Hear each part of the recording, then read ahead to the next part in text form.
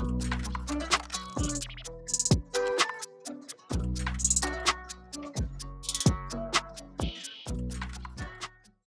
this is In the Garden with Garrett, and we're doing our second pick tips, and this one is about getting your second and third crops out of your lettuce plants and your broccoli plants.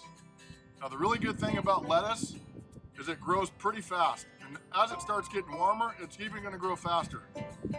So if you want to have lettuce all summer long, the best thing to do is just not grow it and cut it and let it be. You're going to actually want to get down in there, cut your head of lettuce off. Now, this is a little smaller than a full-grown head, but you can start picking it and eating it right away. If you wait for it to all get ripe at once, then you're going to have too much lettuce and you're going to have to give it all away. What I like to do is cut it a little high. By cutting it a little high, you actually allow for new little lettuce sprouts to grow around the stalk.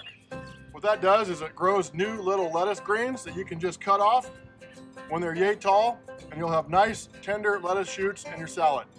Now, if you're not into waiting around for those lettuce shoots to grow back and you just want full heads of lettuce, all you gotta do is pull those stalks out, pop a couple new lettuce plants in the ground, and in 3 or 4 weeks, you got another full head of lettuce.